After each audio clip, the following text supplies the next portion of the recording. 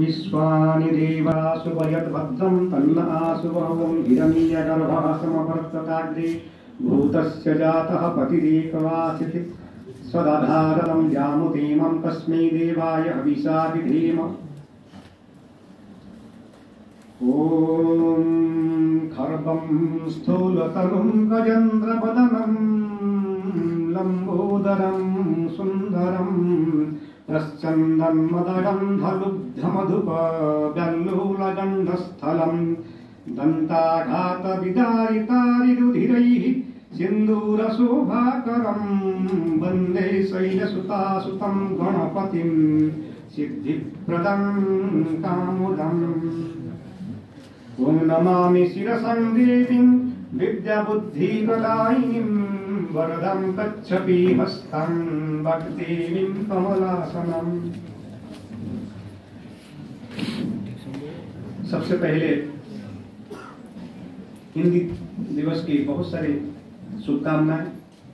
मंच पर आसीन परम श्रद्धेय माननीय कुलपति प्रोफेसर चक्रधर त्रिपाठी जी, मंच पर आसीन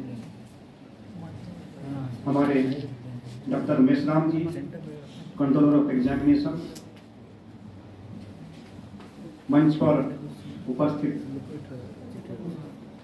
doctor Nirjani Tripathi ji, head the department English, इसी सभागार में उपस्थित dean school of biodiversity professor Sharad Kumar Palita जी,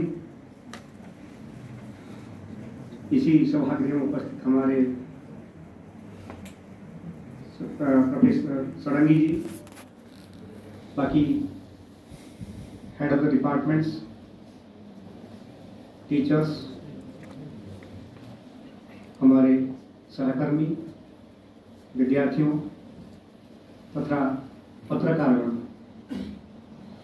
जैसे आप सबको पता है, हिंदी दिवस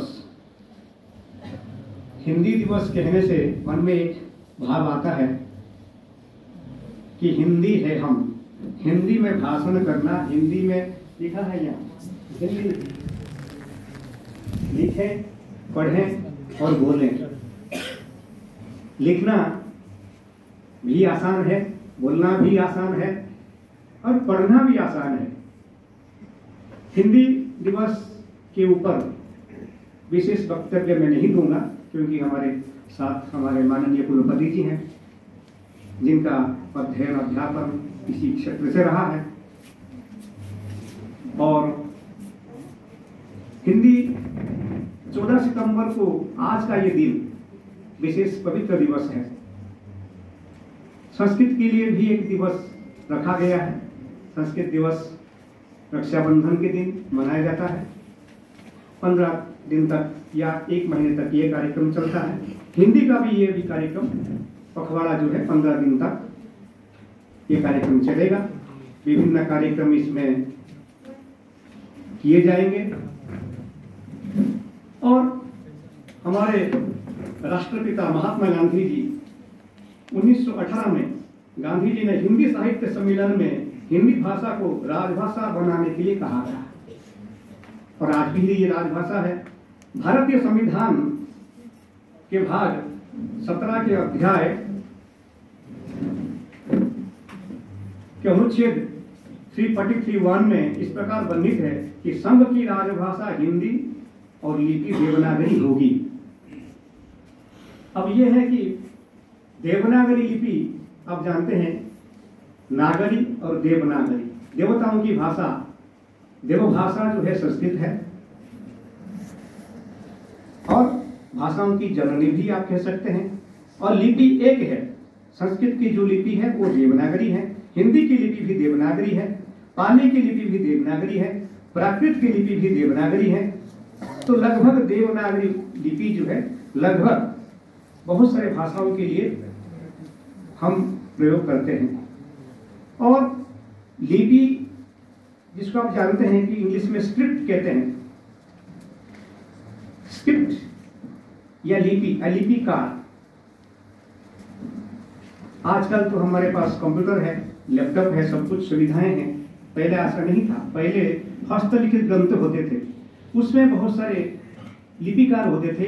अलग अलग लिपि में उन्होंने संस्कृत साहित्य को, हिंदी साहित्य को, प्रादेशिक साहित्य को लिखा और आज पुस्तक के रूप में हमारे सामने है। तो पुस्तक का मूल रूप जो है वो हस्तलिखित ग्रंथ माना जाता है। और हिंदी की भी यह परंपरा बहुत प्राचीन है। आप कहेंगे कि हिंदुस्तान में कितने % लोग हिंदी में बात करते हैं? एक सर्वे के अनुसार बहुत पहले का है कि 2011 में इस प्रकार 43% लोग हिंदी बोलते हैं। उसके बाद सबसे ज्यादा बंगाली और उसके बाद मराठी। और हम लोग चाहे उत्कलीय हैं, उड़ीसा के हैं, फिर भी पिछले 30 साल से मैं हिंदी पढ़ रहा हूँ, हिंदी के माध्यम से पढ़ा रहा हूँ, लिख भी रहा हूँ। मेरे कम से कम 130 कम से कम जो शोध लेख है उसमें लगभग 60% हिंदी में है, बाकी कुछ अंग्रेजी में है, कुछ संस्कृत में है। हिंदी भाषा सबके लिए ग्रहणीय है। कुछ हमारे दाक्षिणात्य लोग उसके ऊपर कुछ विवाद पहले करते थे, अब तो ऐसा नहीं है। हिंदी में बोलना आसान है।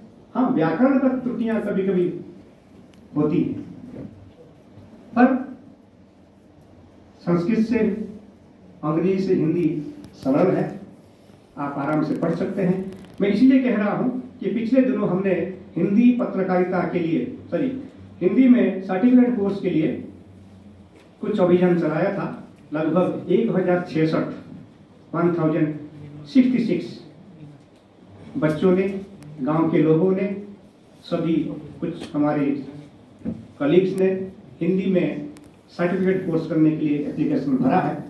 और ये आज के दिन के लिए एक विशेष हम लोगों का गौरव की बात है। और माननीय कुलपति जी के आग्रह पर ये काम मंच पर आसीन डॉक्टर नीलकंठ त्रिपाठी जी को दिया गया था, साथ ही प्रोफेसर मीना जी थे। तो इस काम को इन्होंने बहुत